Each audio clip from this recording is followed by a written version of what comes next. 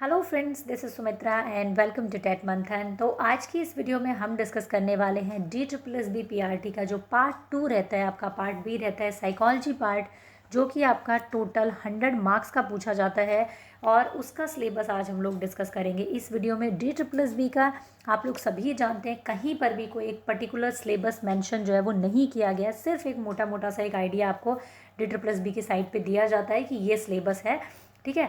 But एक complete syllabus, एक clear syllabus कहीं पर भी मेंशन नहीं है, ठीक है। बट जो सिलेबस, जो टॉपिक्स मैं आप लोगों के साथ में डिस्कस करने वाली हूँ, वो उन टॉपिक्स ने स्टूडेंट्स की बहुत हेल्प की है DSSB में, ठीक है। तो उनको हम डिस्कस करेंगे, कौन कौन से टॉपिक्स आपको करने चाहिए साइकोलॉजी में, प्रीवियस ईयर पेपर्स को आधार बना करके और अपने एक्सपीरियंसेस की बेसिस पे मैं आप लोगों के साथ में डिस्कस करूँगी कुछ इंपॉर्टेंट टॉपिक्स जो आपको करने चाहिए DSSB PRT पार्ट बी का। और ये अगर आप देख करके बिल्कुल भी हैरान ना हो, ये मेरी लास्ट वीडियो जो मैंने अपलोड की थी वो है DSSB बुक्स, सिलेबस और एग्ज़ाम पैटर्न। इस वीडियो को अगर आप लोगों ने अभी तक चेकआउट नहीं किया है तो आप इसको ज़रूर चेकआउट करें, आपको हेल्प मिलेगी कि आपको कौन सी बुक्स को ख़रीदना चाहिए या ख़रीदना भी चाहिए या नहीं ख़रीदना चाहिए, कहाँ से आपको साइकोलॉजी पढ़नी चाहिए, कहाँ से मैथ्स, कहाँ से रीजनिंग, वो सारी चीज़ें हमने इस टॉपिक में इस वीडियो में हमने डिस्कस की है, ठीक है। तो आप इस वीडियो को देख सकते हैं। अगर हम बात करें DSSB में जो आपका सेकंड पार्ट आता है 100 मार्क्स का, तो उसमें आपसे पूछा जाता है साइकोलॉजी, उसमें आपसे टीचिंग एप्टीट्यूड और उसमें आपसे पूछा जाता है पेडागोजी, यानी कि पूरी खिचड़ी पूछी जाती है 100 मार्क्स में। 100 नंबर देंगे तो मतलब पूरा जान खा के देंगे अच्छी तरीके से ये लोग, ठीक है, मजाक कर रही हूँ। चलिए, तो इसमें कौन कौन से टॉपिक्स आपसे पूछे जाते हैं। सबसे पहला टॉपिक ग्रोथ एंड डेवलपमेंट, जो कि हर टीचिंग एग्जाम के लिए इंपॉर्टेंट है, इक्वली DSSB के लिए भी इंपॉर्टेंट है। और जिन भी टॉपिक्स पे आपको ये रेड स्टार लगा हुआ दिख रहा है, इसका मतलब वो टॉपिक मैंने अपने चैनल पर डिस्कस कर रखा है। एक चीज़ आप लोगों को ज़रूर कहना चाहूँगी, जो कि मैं हमेशा कहती हूँ, कि आप लोग जिस भी पेपर की तैयारी करते हैं, आप लोग ये चाहते हैं कि थंबनेल के ऊपर बड़े बड़े अक्षरों में लिखा हो DSSB, तभी आप उस टॉपिक को तैयार करेंगे, वरना नहीं करेंगे। इस तरीके की बचकाना हरकतें अभी आप करना छोड़ दीजिए प्लीज़। आपको जो टॉपिक्स मैं बता रही हूँ उन टॉपिक्स की एक लिस्ट बना लीजिए, उनको नोट डाउन कर लीजिए, और ये टॉपिक्स जहाँ से भी आपको समझ में आते हैं, जिस भी टीचर से समझ में आते हैं, बेशक वहाँ पे थंबनेल में HTET लिखा हो, CTET लिखा हो, DSSB लिखा हो, डजेंट मैटर, लेकिन अगर ये टॉपिक आपके सामने आता है तो आप इस टॉपिक को देखिए, गूगल से पढ़िए, किसी की वीडियो से पढ़िए, मेरे चैनल से पढ़िए, कहीं से पढ़िए, बट इससे रिलेटेड सारे अपने खुद के नोट्स प्रिपेयर कीजिए, ठीक है। तो इस तरीके की आपकी अप्रोच होनी चाहिए अपनी एग्ज़ाम को प्रिपेयर करने की, ठीक है। थंबनेल पे क्या लिखा हुआ है, DSSB लिखा हुआ है कि नहीं लिखा हुआ है, इन सब बातों को प्लीज़ आप छोड़ दीजिए अपने एग्ज़ाम तक।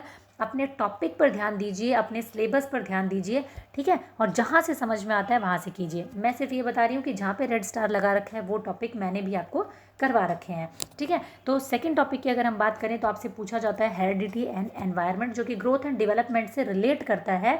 दोनों ही जो है ग्रोथ एंड डेवलपमेंट पे प्रभाव डालते हैं, आपके वातावरण और आपकी आनुवंशिकता भी, इसलिए ये टॉपिक आपसे पूछा जाता है।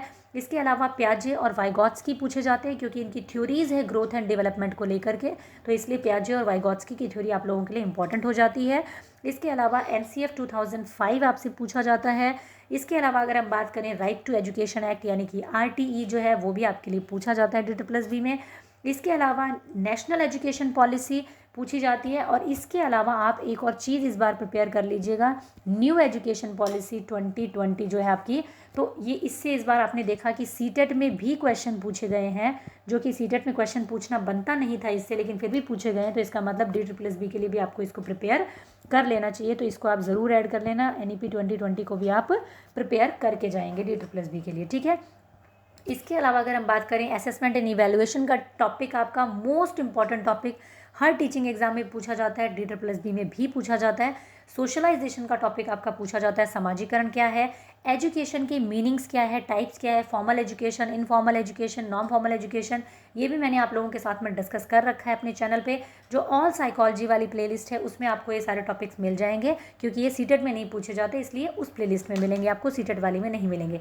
जेंडर से रिलेटेड क्वेश्चन पूछा जाता है आपसे, जेंडर स्टीरियोटाइपिंग, जेंडर बायसनेस, सर्व शिक्षा अभियान, SSA से भी क्वेश्चन आपका DSSB में पूछा जाता है, इस टॉपिक को आप प्रिपेयर करेंगे। इंट्रोडक्शन ऑफ साइकोलॉजी ये भी मैंने आपको करवा रखा है, और किस तरीके से आपको लर्न करनी है चीज़ें उसकी ट्रिक भी मैंने आपको बता रखी है वीडियो में, ठीक है।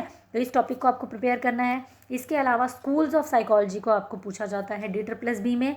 इसके अलावा एजुकेशन साइकोलॉजी आपकी पूछी जाती है, ठीक है। अब आप ये कहेंगे मैम इतना सारा बता रही हैं, बिल्कुल पूछा जाता है, और वो तो आप मतलब शुक्र मनाइए कि आपको टॉपिक्स यहाँ पे देखने के लिए मिल रहे हैं कि ये पूछे जाते हैं। अदरवाइज D++ मैंने कहीं पर भी मेंशन नहीं कर रखा है कि वो अपने इस पार्ट 2 के एग्ज़ाम में 100 मार्क्स में क्या पूछने वाला है, ठीक है। ये सिर्फ और सिर्फ आपको पता चलता है जब आप प्रीवियस ईयर क्वेश्चंस उठाते हैं ना, तब आपको पता चलता है कि कौन कौन से टॉपिक्स एग्जैक्टली वहाँ पर पूछे जा रहे हैं, ठीक है। तो ये आपको बिल्कुल प्रिपेयर करना है, जॉब ऐसे ही नहीं मिलती इतनी आसानी से, है ना। टीचिंग मेथड्स आपसे पूछे जाते हैं। इसके अलावा अगर हम बात करें करिकुलम यानी कि आपका जो पाठ्यचर्चा है उससे आपका क्वेश्चन पूछा जाता है। माइक्रो टीचिंग से आपका क्वेश्चन आता है, ठीक है। माइक्रो टीचिंग आपसे पूछा जाता है। इसके अलावा अगर हम बात करें कुछ और टॉपिक्स की, तो आपसे पेरेंटिंग का टॉपिक पूछा जाता है। पेरेंटिंग स्टाइल क्या होता है आपका, जैसे कि ऑथोरिटेटिव पेरेंट्स, ऑथोरिटेरियन पेरेंट्स। ये भी टॉपिक मैंने आप लोगों को बहुत अच्छे से, बहुत ही रियल लाइफ एग्जांपल्स के साथ में डिस्कस कर रखा है, आप लोग चेकआउट कर सकते हैं। इंटेलिजेंस का टॉपिक आपसे पूछा जाता है। इंटेलिजेंस, जितने भी प्रकार की इंटेलिजेंस होती है वो सभी इंपॉर्टेंट है। गार्डनर की थ्योरी इंपॉर्टेंट है। इसके अलावा जो इंटेलिजेंस के टेस्ट हैं वो आपके लिए इंपॉर्टेंट है D++ के पॉइंट ऑफ व्यू से। अगर हम बात करें नेक्स्ट टॉपिक की, तो जो लेसन प्लान्स आप लोग बनाते हैं अपने DLED में, अपने BLED में, वो भी क्वेश्चन यहाँ पे पूछ लिया जाता है। उस लेसन प्लान से भी क्वेश्चन पूछा जाता है D++ में। इसके अलावा अगर हम बात करें लैंग्वेज से क्वेश्चन आता है। लैंग्वेज क्या है, थॉट और लैंग्वेज का क्या रिलेशन है, ठीक है, इससे क्वेश्चन आता है आपका। मेमोरी एंड फॉरगेटिंग से आपका क्वेश्चन पूछा जाता है D++ में। पर्सनैलिटी से क्वेश्चन आता है, आपकी ट्रेट थ्योरी, टाइप थ्योरी, इससे आपका क्वेश्चन पूछा जाता है। और ये दोनों ही तरीके की थ्योरीज मैंने आपको चैनल पे करवा रखी है, आप इसको ज़रूर चेकआउट करें, ठीक है। जितने टॉपिक्स मैंने करवा रखे हैं आप उनको चेक कर सकते हैं। आने वाली वीडियोज़ में मैं कोशिश करूँगी आपके बचे हुए टॉपिक्स को भी मैं करवा दूँ। मोटिवेशन आपसे पूछा जाता है। इंट्रिंसिक मोटिवेशन, एक्सट्रिंसिक मोटिवेशन, और मोटिवेशन की जो मैस्लो की हायरार्की है, थ्योरी है, वो पूछी जाती है आपसे, ठीक है। तो इस टॉपिक को आपको करना है। इसके अलावा लर्निंग की जितनी भी थ्योरीज़ हैं वो भी आपसे पूछी जाती हैं, वो भी आपको करने हैं। लर्निंग थ्योरीज़ की मैंने एक सिंगल वीडियो बना रखी है, जिसमें कि एक ही वीडियो में मैंने सारी जो लर्निंग की थ्योरीज़ हैं उनको डिस्कस कर रखा है, उसको आप देख सकते हैं, ठीक है। इसके अलावा अगर हम बात करें लर्निंग ट्रांसफ़र जो होता है, यानी कि लर्निंग का स्थानांतरण, लर्निंग का प्लेट्यू, ये सारी चीज़ें आपसे लर्निंग में पूछी जाती है। कंप्लीट एक वीडियो मैंने लर्निंग के ऊपर बना रखी है आपकी, ठीक है। उस पर आपको थंबनेल में HTET लिखा हुआ मिलेगा, ये अलग बात है, क्योंकि उस टाइम पे HTET के बच्चों को ये साइकोलॉजी थोड़ी सी थी कि हमारा HTET का नाम थंबनेल पे लिखा हुआ होना चाहिए, तो मैंने लिख दिया था उनकी मतलब संतुष्टि के लिए।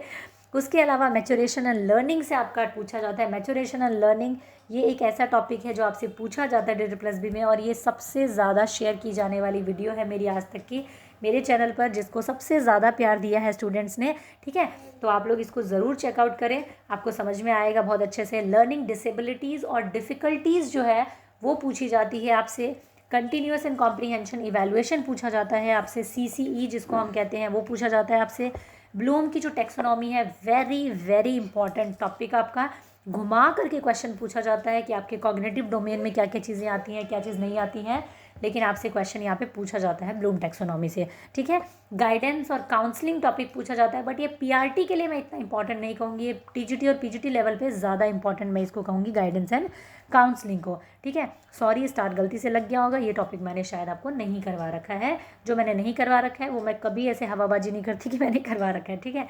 टेक्नोलॉजी रिलेटेड कुछ क्वेश्चंस पूछ लिए जाते हैं, जैसे CCTV की फुटेज नहीं, सॉरी, फुल फॉर्म आपसे पूछ ली गई थी एक पेपर में, ठीक है। तो ये टेक्नोलॉजी रिलेटेड 2-3 क्वेश्चंस तो ऐसे होते हैं जो दूसरे ग्रह से बन के आते हैं, मतलब इनको आप जितना मर्जी पढ़ दो फिर भी आपको नए लगेंगे। कुछ कंप्यूटर से रिलेटेड क्वेश्चंस आते हैं, तो कंप्यूटर का जो बेसिक्स होता है उसको आप ज़रूर पढ़ करके जाएँ, थोड़ी सी आपको नॉलेज होनी चाहिए, बेसिक्स नॉलेज कंप्यूटर की होनी चाहिए। 2-3 क्वेश्चन यहाँ पे भी ये लोग डाल देते हैं। मतलब ये जो पार्ट है ये 100 मार्क्स वाला, इसमें ये लोग सोचते हैं कि आप मतलब बिल्कुल ही सुपरमैन सुपर वुमन हो। ये कुछ भी मतलब CD साइकोलॉजी और एजुकेशन साइकोलॉजी के अलावा भी कुछ मतलब आराम से 10 क्वेश्चन तो ऐसे होंगे जो ऊट पटांग से भरे हुए रहते हैं यहाँ पे, ठीक है। तो उससे क्या है, कंप्यूटर का और टेक्नोलॉजी रिलेटेड कुछ क्वेश्चंस जो है वो आप अगर प्रिपेयर करके चले जाएंगे तो वो 10 जो ऊट पटांग क्वेश्चन हो सकते हैं उसमें से भी आप 5 निकाल जाएंगे, ठीक है, बस इसलिए, ठीक है। तो ये हमारा साइकोलॉजी का सिलेबस था D++ के लिए। इतने टॉपिक्स को आप कंप्लीट कर लेते हैं, मैं ये नहीं कहूँगी कि 100% आपका बिल्कुल कवर हो जाएगा, 100% तो आप D++ के लिए पढ़ ही नहीं सकते, क्योंकि वो पेपर ही इस तरीके का बनाते हैं कि उस 100 नंबर में से कुछ ना कुछ 10 नंबर का तो वो ऊट-पटांग देंगे ही देंगे, आपको लगेगा कि दूसरे ग्रह से आया है, ठीक है। लेकिन फिर भी मैं ये कहूँगी कि 90% भी आपका इन टॉपिक से तैयार हो जाता है तो आपकी बहुत ही बेहतरीन प्रिपरेशन आप मान सकते हैं, ठीक है। तो आपका इन जो टॉपिक्स मैंने बताया उनको बहुत अच्छे से प्रिपेयर करना है, और आपकी जो अप्रोच होनी चाहिए टॉपिक को प्रिपेयर करने की, अगर आपने जीडी का टॉपिक उठाया यानी ग्रोथ एंड डेवलपमेंट का टॉपिक उठाया है तो आपको सीटेट वाली यहाँ पे अप्रोच नहीं रखनी है कि मुझे बस मोटा मोटा पढ़ लेना है ऊपर ऊपर से। जी नहीं, आपको ग्रोथ एंड डेवलपमेंट का बिल्कुल बाल की खाल निकालनी है इस टॉपिक की। आपको जहाँ से जितना मिल सके इस टॉपिक को बहुत अच्छे से डिटेल में पढ़ना है, और यही अप्रोच आपकी हर टॉपिक को लेकर होनी चाहिए, तब आपका सिलेबस जो है आप कंप्लीट मान सकते हैं, ठीक है। तो ये मेरी तरफ से एक छोटी सी कोशिश थी कि आपको साइकोलॉजी का सिलेबस जो है वो दिया जा सके। और अगर आपको पसंद आता है तो आप अपने सभी फ्रेंड्स के साथ में इसको शेयर ज़रूर करें, सब्सक्राइब करके इस बेल आइकन को ज़रूर हिट करें ताकि आने वाली वीडियोज़ की नोटिफिकेशन आपको मिल सके। अगर वीडियो पसंद आई हो थोड़ी बहुत तो ज़रूरी से लाइक करें, शेयर करें अपने फ्रेंड्स के साथ में, और कमेंट सेक्शन में कोई भी डाउट होने से आप मुझसे पूछ सकते हैं बेझिझक। Thank you, keep learning, keep supporting and keep sharing.